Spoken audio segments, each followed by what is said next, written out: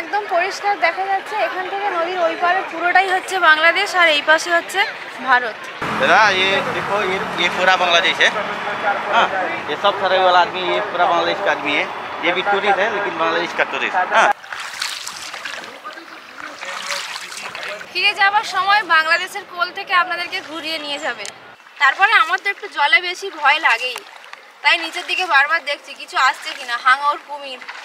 সব থেকে স্বচ্ছ জলের নদীর ওপর থেকে এখন এই নৌকোয় করে যে যাচ্ছি তার জন্য সত্যি নিজেকে ভাগ্যবান মনে হচ্ছে। দেখতেই পাচ্ছেন আমাদের এখানে ইন্ডিয়ান ট্যুরিস্ট যা না আছে তার মনে হয় 100 গুণ ট্যুরিস্ট আছে বাংলাদেশে।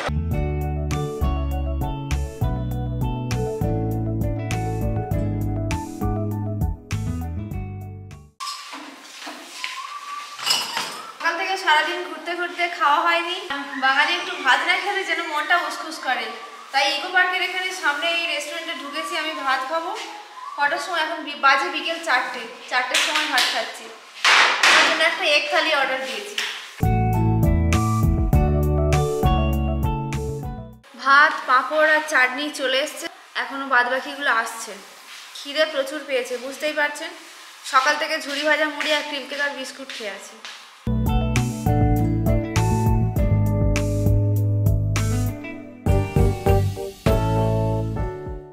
এগ কারি নিয়েছিলাম, প্লেট পড়ছে 150 টাকা। একটা প্লেটের সঙ্গে 2 পিস ডিম দেওয়া হয়েছে, পাঁপড় ভাজা, ডাল আর মিক্স সবজি। ডিমের ঝোল এখানে শিম দিয়ে বানানো হয়েছে। শিমটা আছে দেখুন, এই যে। আমি কিন্তু কোনোদিন খাইনি শিম দিয়ে ডিমের ঝোল। ভালো লাগছে, রান্নাবান্নার টেস্ট ভালো। ভাতটা সব থেকে সুন্দর হয়েছে, আর ভাত সুন্দর হলে তার সঙ্গে যে কোনো তরকারি ভালো লাগে। তবে আমরা যে এত ঘুরছি, আপনাদের হয়তো অনেক সময় মনে হতে পারে যে আমরা কোনোদিন মাটন খাই না, কেন আপনারা খেতে দেখেন না? এর বড় কারণ হলো আমি ছোটবেলা থেকে মাটন খাই না আর আমার হাজব্যান্ডের অ্যালার্জি। চেরাপুঞ্জিতে এসে আপনাদের যদি মনে হয় যে একটা দিন থাকবেন, তাহলে এখানে থাকার জন্য গেস্ট হাউস আছে, ফোন নাম্বারটা আমি ডেসক্রিপশন বক্সে দিয়ে দেবো। মনে হলে এখানে একটা দিন কাটাতেই পারেন। প্রকৃতির একান্ত কোলে নির্জনে ভালো লাগবে। কিন্তু আমার মেয়ে আবার মার্কেট ছাড়া তার ঠিক জমে না। সন্ধ্যাবেলা হোটেলের কাছে মার্কেটে ঘুরবে, একটু ফুচকা খাবে, এসব তার পছন্দ। সেই জন্য আমাদের শিলং মার্কেটের একদম সেন্টার পয়েন্ট থেকে একটু নিচেই আমাদের হোটেল। চেরাপুঞ্জি ভ্রমণ করে আমরা এখন ফিরে চলেছি শিলংয়ে আমাদের হোটেলে। আগের পর্বে আপনারা দেখেছেন চেরাপুঞ্জির ভ্রমণ কাহিনী। যদি কেউ না দেখে থাকেন, দেখে নেওয়ার জন্য একান্ত অনুরোধ রইল। চলুন আমরা রওনা দিই। এখান থেকে শিলং সেন্টার পয়েন্টের দূরত্ব হলো প্রায় 55 কিলোমিটার। যেতে সময় লাগবে ঘন্টা 2-এর কাছাকাছি। সন্ধ্যা প্রায় হতে যায়। যতই আমরা আগে এগিয়ে চলছি, সামনে হঠাৎ করে দেখতে পেলাম অজানা এক অদৃশ্য শক্তি এসে গাড়ির কাঁচ পুরো ঘোলা করে দিয়ে গেল। প্রথমটাতে বুঝতে পারিনি কি ছিল। মেঘালয় ভ্রমণ করতে আসবো আর মেঘের সঙ্গে দেখা হবে না, তাও আবার হয় নাকি? সেই মেঘই আমাদেরকে ছুঁয়ে জানিয়ে দিয়ে গেল যে তাদের সঙ্গে আমাদের দেখা হয়েছে। আমাদের হোটেল এখান থেকে আর বেশি দূরে বাকি নেই, কিন্তু প্রায় 1 থেকে 1.5 ঘন্টা 2 কিলোমিটার আগে থেকে আমরা জ্যামে আটকে গেছি। সবাই কেনাকাটা করছে, শপিং করছে সেন্টার পয়েন্টের ওখানে মার্কেটে, তো সেই জন্য মার্কেট লাগোয়া জায়গাতে প্রচুর জ্যাম। গাড়ি থেকে আমরা মাঝপথে ওই জন্য নেমে গেছি, হোটেল পর্যন্ত আর গেলাম না, পায়ে হেঁটে এইটুকুটা চলে যাব। রাস্তার চারপাশে আলোয় কীভাবে মুড়ে দেওয়া হয়েছে দেখতেই পাচ্ছেন, পুরো ঝকমক করছে। সকাল 8টা নাগাদ যখন আমরা ঘুরতে বেরিয়েছিলাম, তখন শিলংয়ের এই শহর ছিল পুরোপুরি ঘুমিয়ে। সমস্ত দোকানপাট ছিল প্রায় বন্ধ। সারাদিন ঘোরার পর একরাশ ক্লান্তি নিয়ে ফিরছি হোটেলের দিকে। যখনই সেন্টার পয়েন্টে নামলাম, তখন নিমেষের মধ্যে ক্লান্তি যেন কোথায় উবে গেল। এত সুন্দর ভিড়, জমজমাট দোকানপাট, আলোকসজ্জায় সজ্জিত, দেখলেই যেন মনটা কেমন আনন্দে ভরে ওঠে। তাই তো বলতে ইচ্ছে করে, আই লাভ শিলং। না, উই লাভ শিলং। এখানে আপনি ঘর সাজানোর জন্য বাঁশের তৈরি ট্র্যাডিশনাল বিভিন্ন রকম জিনিসপত্র পাবেন। এছাড়াও কেনাকাটার জন্য জামাকাপড়, পোশাক আশাক আরও নানা রকম সরঞ্জাম, যা খুঁজবেন এক কথায় সবই পাবেন। সারাদিন ঘোরাঘুরির পর এই মার্কেটে খানিকক্ষণ ঘুরুন, প্রয়োজন থাকলে কিছু কেনাকাটা করুন, তারপর রাতের খাবার দাবার নিয়ে হোটেলে ফিরে যান। শিলং থেকে দ্বিতীয় দিন আপনাদেরকে সুপ্রভাত জানাই। আজকে সকালবেলা আমাদের 6:30 বেরোনোর কথা ছিল, কিন্তু যিনি ড্রাইভার আছেন ওনার একটু দেরি হয়ে গেছে, তাই এখন প্রায় 7টা বাজতে যায়, গাড়ি এখনো আসেনি। আমরা সবাই তৈরি হয়ে নিয়েছি। আজকে যাব ডাউকি। ডাউকি যাওয়ার জন্য আমাদের গাড়ি ভাড়া লাগছে 3200 টাকা।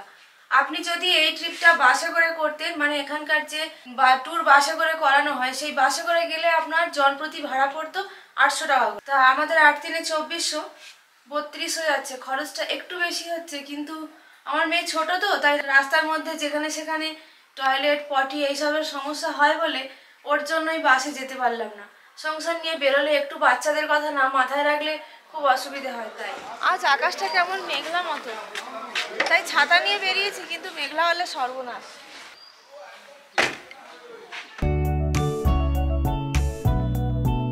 মেঘের রাজ্য মেঘালয়। সেই মেঘালয় ভ্রমণের আজ আমাদের দ্বিতীয় দিন। আগের পর্বে আপনারা দেখেছেন চেরাপুঞ্জি ভ্রমণ কাহিনী। আজকে চলেছি ডাউকি। ডাউকিতে ওমগাড নদীতে ভ্রমণ করার জন্য, যে নদীর টানে ছুটে আসা। শিলং থেকে ডাউকির দূরত্ব হলো 100 কিলোমিটার। যেতে প্রায় ঘন্টা 3 মতো সময় লাগবে। ড্রাইভার সাহেবের মুখে শুনলাম রাস্তার কন্ডিশনও বেশ খারাপ। আজ সকাল থেকে আকাশের মুখটাও যেন কেমন একটু ভার হয়ে আছে। জানি না কপালে কি আছে। চলুন এগিয়ে যাই। শিলংয়ের থেকে ডাউকির তাপমাত্রা কিছুটা বেশি, তাই ডাউকি ঘুরতে যাওয়ার জন্য সবথেকে ভালো মনোরম আবহাওয়া হলো অক্টোবর মাস থেকে ফেব্রুয়ারি মাস পর্যন্ত। এখন বাজে ঘড়িতে 8:24। আমরা এসেছি আজকে আমাদের প্রথম গন্তব্য এই ভিউ পয়েন্টে। ভিউ পয়েন্টে এসে ভিউ ভালো দেখা যেত যদি আকাশটা পরিষ্কার থাকতো। আজকে আকাশে একটু মেঘ আছে, রোদটা একটু কম আছে, তাই ভিউ কতটা দেখতে পাবো জানি না।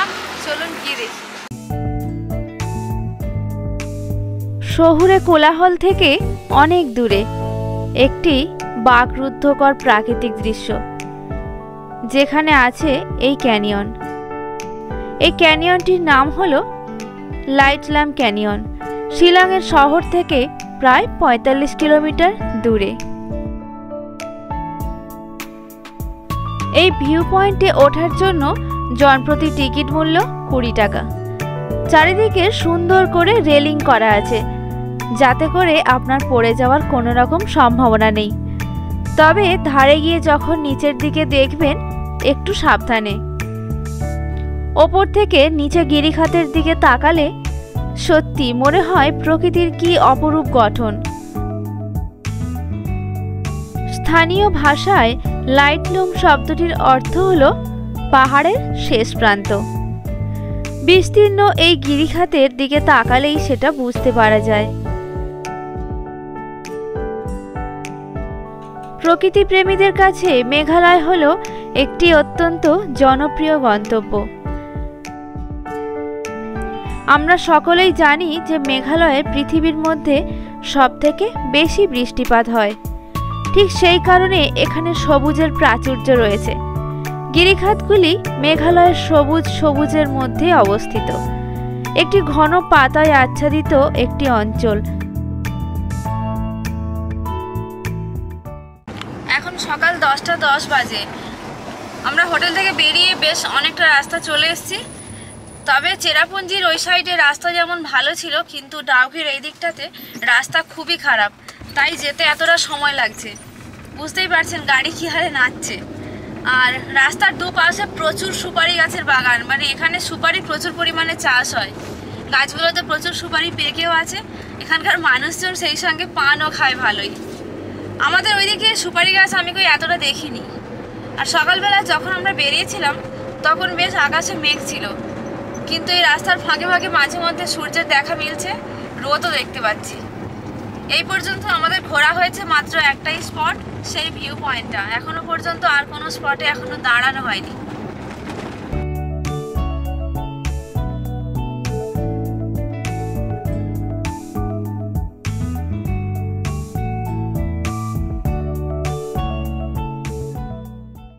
আমরা এখন ডাউকিতে ডাউকি নদীতে নৌকো ছাড়ার জন্য এসেছি। এখানে গাড়ি আমাদের নামিয়ে দিয়েছে, নেমে এখান থেকে নিচে নামতে হবে। আর দূরে ওই যে দেখা যাচ্ছে সমস্ত পর্যটক, ওগুলো হচ্ছে বাংলাদেশে। আমাদেরকে উনি নৌকোতে করে নিয়ে যাবেন, গিয়ে আইল্যান্ড আছে ওখানে নিয়ে গিয়ে আবার সেখান থেকে ফিরবো আমরা।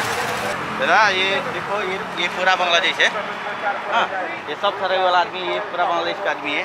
ये भी टूरिस्ट है, लेकिन बांग्लादेश का टूरिस्ट। हाँ, आपको बोटिंग करने से बोटिंग यहाँ स्टार्ट है, पूरा अंदर तक की जाए आपको। आगे रॉक आइलैंड, क्लियर वाटर और राफेल रिवर मिलने से आपको फिर आने के बाद फिर बांग्लादेश बॉर्डर देखेगा आपको, फिर छोड़ेगा इधर से। प्राइस कितना लगता है? प्राइस का मतलब पैकेज है, आधा घंटा है, 45 मिनट है और 1 घंटा है। हाँ, आधा घंटा आपको हाफ रिवर हो गया, ये 800 रुपये है। और 45 मिनट मतलब आपको पूरा लेके जाएगा आपको। रॉक आइलैंड नहीं रुकेगा, रॉक आइलैंड रुकने से आपको 1 घंटा पूरा कंप्लीट। हाँ, वो 1200 रुपये लग गया आपको। आइलैंड में रुकने के लिए 1200 रुपया लगेगा। और बिना रॉक आइलैंड वो तो पूरा लेके जाए आपको, वो तो 1000 रुपये। और सिर्फ हाफ रिवर जाने से 800 रुपये।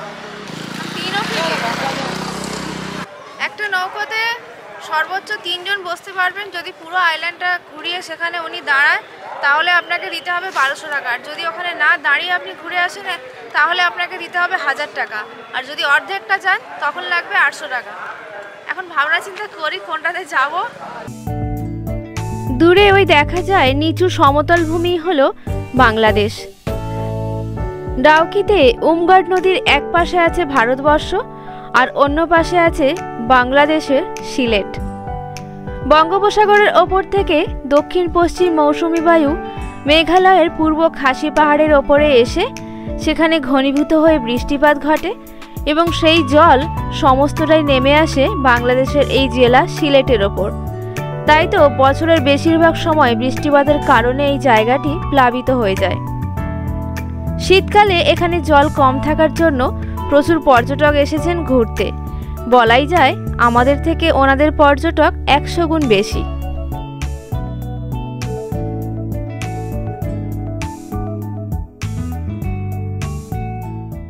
গাড়ির পার্কিং থেকে একদম একটু নিচে নামলে সিঁড়ি থেকে এই কাউন্টারটাই হলো এই নৌকোতে যে চড়বেন তার টিকিট কাউন্টার। ওখানে আপনাকে পেমেন্ট করে তারপরে আর খানিকটা নিচে নামলে নিচে নৌকো আছে, ওয়েট করছে। নৌকোতে চড়ে দারুণভাবে এনজয় করুন। আর এখানে রেটটা পুরো ফিক্সড প্রাইস। আপনি যদি হাফটা ঘোরেন তাহলে 800, আর ওখানে গিয়ে না দাঁড়ান তাহলে 1000, আর যদি পুরোটাই দাঁড়িয়ে সময় দিয়ে 1 ঘন্টা কমপ্লিট করে ভালো করে ঘোরেন 1200। আর যেহেতু আমরা এত কষ্ট করে এসেছি তাই পুরোটাই কভার করছি আর কি।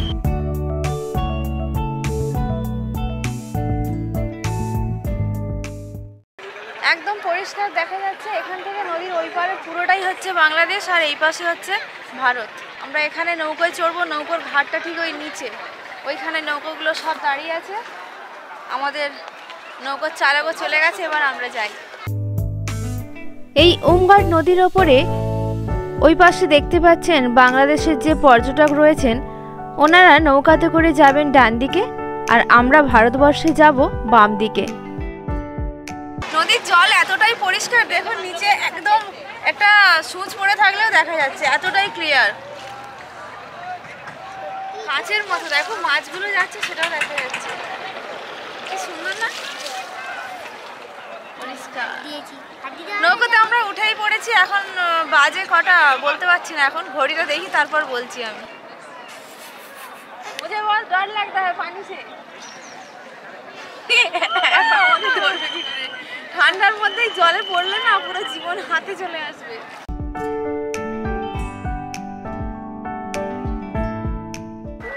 এখন শীতকাল, তাই নদীর জল একদম স্বচ্ছ কাঁচের মতো পরিষ্কার, যেমন সেই সঙ্গে একদম নীল। জলের রংটা পুরোপুরি নীল, দুদিকে সবুজ গাছপালা, পাহাড়, আর মাঝখানে এই নদী। দেখতে খুবই সুন্দর লাগছে। প্রকৃতির এত সৌন্দর্য উপভোগ করার জন্য এত কষ্ট করেই তো ছুটে আসা আমাদের।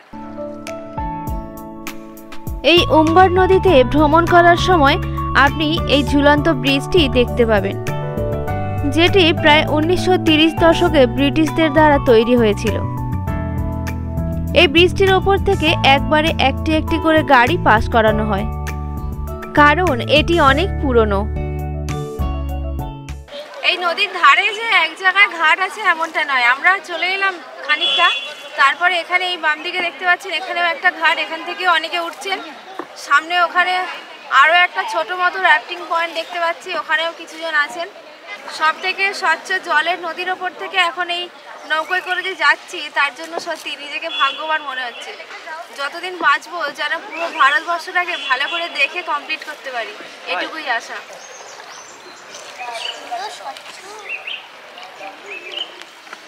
কোনো অসুবিধা কি পরিষ্কার দেখো এই জায়গায় জলটা। অতি প্রাচীন সেই ব্রিজের নিচ থেকে আমরা এখন চলেছি। দুদিকে ক্যানিয়ন, মাঝখান থেকে বয়ে চলা ওমগড় নদী। স্বচ্ছ নীল জল স্ফটিকের মতো চকচক করছে। সত্যি প্রকৃতির কি অপরূপ দৃশ্য, যা দেখলেই হয়তো সারা জীবনেও কোনোদিন ভোলা সম্ভব নয়। কখনো কখনো মনে হবে এই যেন পাথরের গায়ে গিয়ে বুঝি ধাক্কা লাগলো, কিন্তু না। আপনি যদি বর্ষাকালে মেঘালয় ভ্রমণে আসেন, তখন ডাউকিতে জল বেশি থাকার জন্য এই নদীতে বোটিং বন্ধ থাকে। কেবলমাত্র শীতকালেই স্বচ্ছ জল পাওয়া যায়, সঙ্গে বোটিং অনায়াসে করা যায়। তবে আবার যদি গ্রীষ্মকালে আসেন, তখন স্নান করতে সুবিধে, যেটি শীতকালে সম্ভব না। বাম দিকে বেশ অনেকগুলি টেন্ট টাঙানো আছে, এখানে এসে থাকতেই পারেন আপনারা, ভালো লাগবে নদীর কোলে। এই জলে পড়ে যাবে,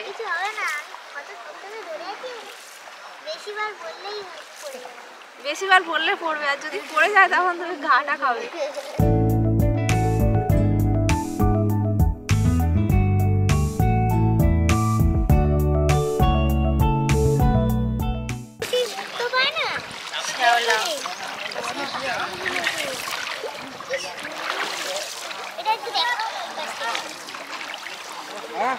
এই তো জলের নিচে দেখতে পাচ্ছ,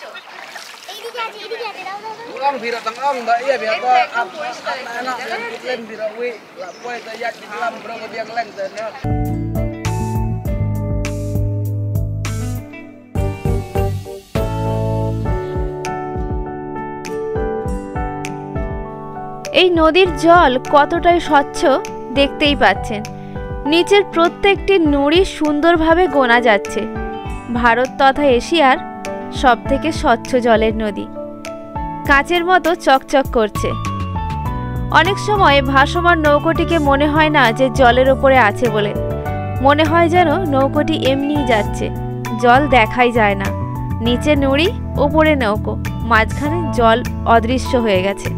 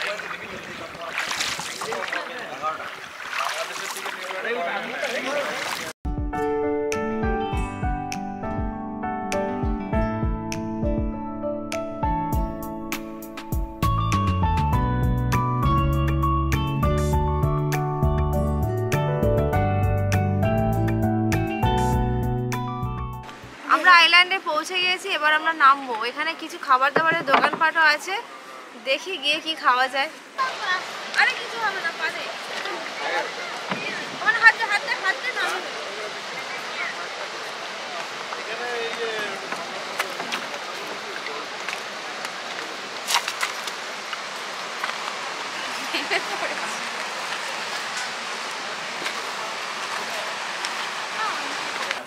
Aye, chai, Maggi, cold drink, pineapple.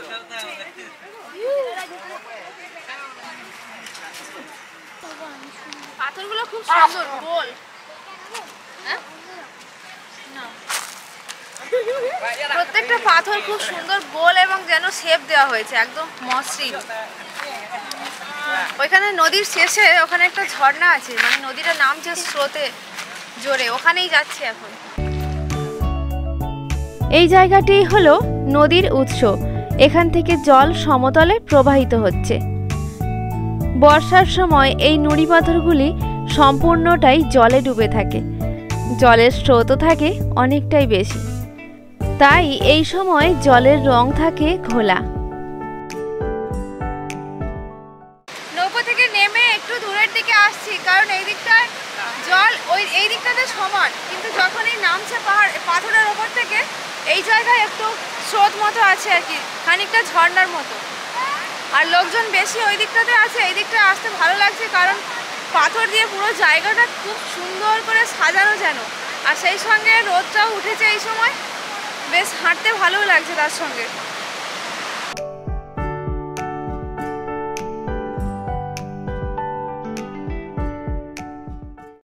আপনারা যদি গ্রীষ্মকালে ঘুরতে আসেন এখানে, তাহলে এই নদীতে স্নান করবেন, ভালো লাগবে খুব। শীতকালে আমরা এসেছি তাই আর স্নান করলাম না, গরমকালে আসলে স্নান করতে খুব ভালো লাগবে এই নদীর জলে। বর্ষার সময় সম্ভবত এই জায়গাটা পুরোটাই নদীর জলে ভরে যায় হয়তো, এই ওপর থেকে পুরোটাই। এইগুলো এখন শীতকাল বলে জল কম, তাই নদী খানিকটা সরু, মানে ওই দিক থেকে অনেকটা ফাঁকা আর কি। সে কাঁড়ি কাঁড়ি পাথর গুঁড়িয়ে কাঁড়ি করেছে হাতের মধ্যে, নিজে হাঁটতে পারে না, পাথর নিয়েছে।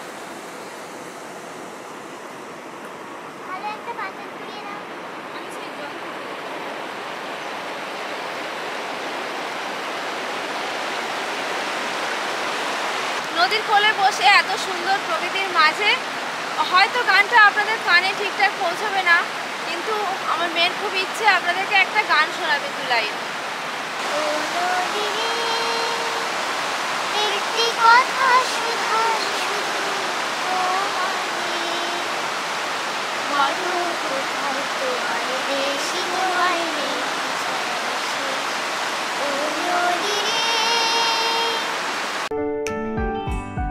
বেশ খানিকক্ষণ নদীর কোলে বসে নদীর সঙ্গে গল্প করলাম, মেয়ের সঙ্গে গল্প করলাম, খেলা হলো, কয়েকটা পাথরও নিয়েছি ওর জন্য, আরও কয়েকটা নেব। আর আকাশটাও এবারে কালো হয়ে আসছে, বৃষ্টি যদি আসে অবস্থা খারাপ। ছাতাও নিয়ে আসিনি, গাড়িতে আছে, তাই দেরি না করে চলুন এগিয়ে যাই, নৌকো থেকে উঠে পড়ি। ইতিমধ্যে নৌকাওয়ালা এসে দুবার ডাকাও হয়ে গেছে তার। এদিকে বললো আমাদেরকে সময় 1 ঘন্টা, যাওয়া আসা ঘোরা সব মিলিয়ে, কিন্তু এতক্ষণে আধ ঘন্টাও হয়নি, ডাকাডাকি শুরু হয়ে গেছে। তবে আমার যেটা মনে হচ্ছে রেটটা একটু বেশি, তবে ডাকলেও যাচ্ছে কি, 1 ঘন্টা হলে তবে কমপ্লিট করেই যাব। 1200 টাকা রেটটা নিয়েছে, বলুন তো রেটটা কি কম? পয়সা ইনকাম করতে কষ্ট হয় না? এইটুকুটাই এসেছে নদীতে 1200 টাকা। এটা যদি 600 টাকা কিংবা 500 টাকা হতো তাহলে ঠিক ছিল।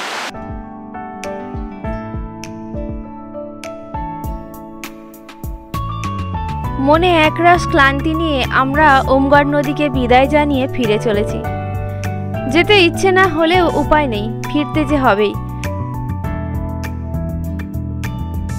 পাথরের ওপর থেকে আপনারা যখন হাঁটবেন খুব সাবধানে।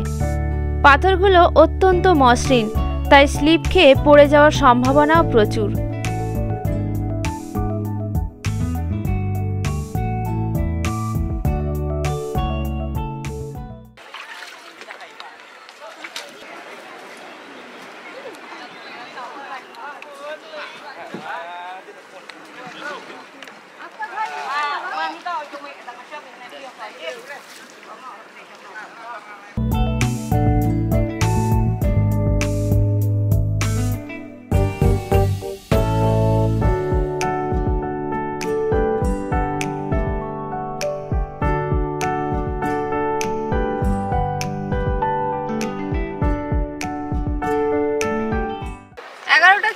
বাজে, আমাদের সময়ও প্রায় হয়ে এসেছে, আমরা আইল্যান্ড থেকে ছেড়ে চলে যাচ্ছি। আপনার যাওয়া আসা মিলিয়ে মোট সময় দেবে 1 ঘন্টা। আইল্যান্ড অর্থাৎ এই জায়গাটা, এখানে কিছু টেন্ট আছে, খাবারের দোকান আছে, এরকম বেশ খানিকটা চওড়া জায়গা। নেমে আপনি কিছুক্ষণ হাঁটাহাঁটি করবেন, কিছু খাবেন, আর 2-1টা ভালো ছবি টবি তুলবেন, তুলে আবার ফিরে যাবেন। নদীটা খুব একটা ডিস্টেন্স নয়, ঘাট থেকে থেকে আমাদের এই আইল্যান্ড পর্যন্ত ডিস্টেন্স হলো 1 কিলোমিটার, অর্থাৎ আপনি 1 কিলোমিটার যাবেন, 1 কিলোমিটার ফেরত আসবেন, এইটুকু সময়। মাঝে মধ্যে নদীটা কোথাও ডিপ, কোথাও বা চড়াই, দেখতে খুবই সুন্দর। কিন্তু একটাই কথা, বাজেটটা একটু বড্ড বেশি। বাজেটটা অর্ধেক হলে ভালো হতো। সময় আর দেখার সৌন্দর্য সবই ঠিক আছে, কিন্তু বাজেটটা অতিরিক্ত, ওই যে বললাম, এই কারণেই সব টুরিস্ট জায়গায় রেট বেশিই নেয়। দাম দর করতে গেলাম, তখন বললো যে না, এটা ফিক্সড। অগত্যা কিছু করারও নেই।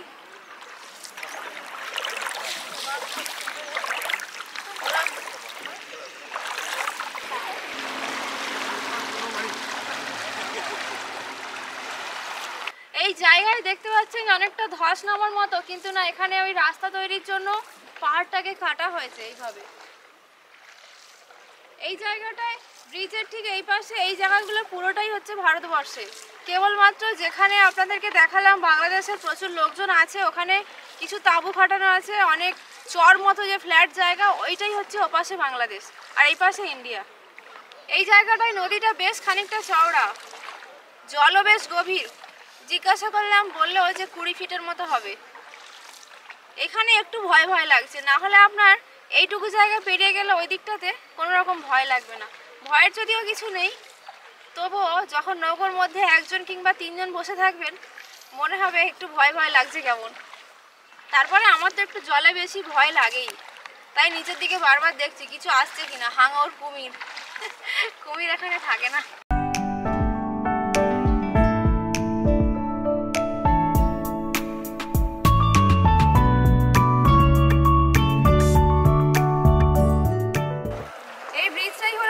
ব্রিজ অনেক পুরনো, এই ব্রিজটা এপাশ ওপাশ দুদিকে কিন্তু ভারত। ওর খুব ইচ্ছে এই নদীর জল ভরে নিয়ে যাবে বোতলে করে, বাড়িতে গিয়ে ফ্রিজে বরফ করে জমিয়ে রাখবে বছরের পর বছর। দেখি জলটা তো একদম পরিষ্কার, তো নে ভর্তি করে নেই। ভর্তি তো করতে পারছি না।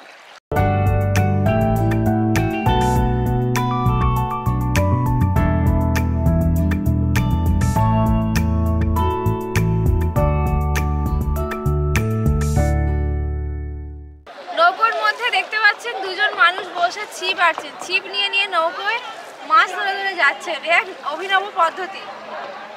ছিপ নিয়ে আমি দেখেছি সচরাচর এক জায়গায় বসে থাকতে, নৌকোয় নিয়ে ছিপ নিয়ে ঘুরে ঘুরে মাছ ধরা চলছে।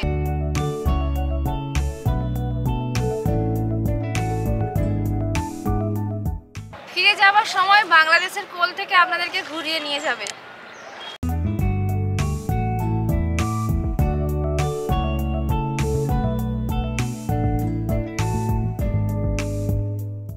শেষ বর্ডারের পরে এখান থেকে বাংলাদেশ শুরু হয়েছে।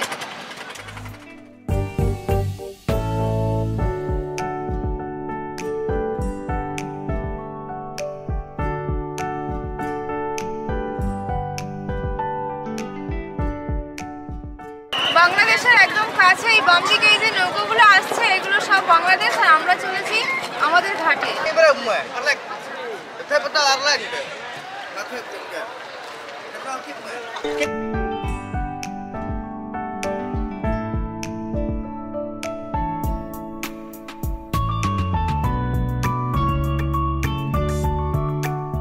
বেশ অনেকগুলো সিঁড়ি বেয়ে নামার সময় তো খুব সুন্দর তরতরিয়ে নেমে গেছি।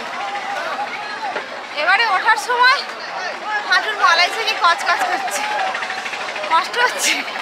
অনেকগুলো সিঁড়ি বেয়ে ওপরে উঠতে হবে যে।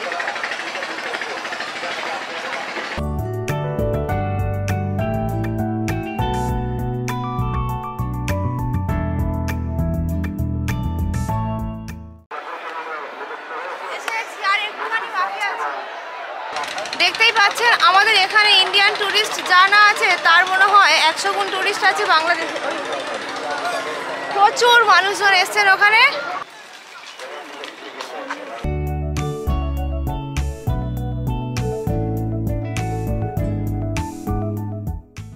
গাড়ি প্রচুর এসছে। আমরা যখন আসি তখন মনে হয় গোটা 5-6 গাড়ি ছিল, এখন পুরো লাইন। সেই ঘাট থেকে পুরো অনেকটা হেঁটে এলাম, এখনো আছে, পেছনে বাসও আছে। ডাউকিতে এই নদীতে যদি আপনাদের বোটিং করার ইচ্ছে থাকে তাহলে সকাল সকাল আসবেন, না হলে প্রচণ্ড জ্যামে পড়বেন, অনেকটাই দেরি হয়ে যাবে। আজ এই পর্যন্ত, ফিরছি পরের দিন বাদবাকি অংশটুকু নিয়ে। আপনারা সবাই খুব ভালো থাকবেন, সুস্থ থাকবেন আর সব সময় মনের কথা শুনে চলবেন।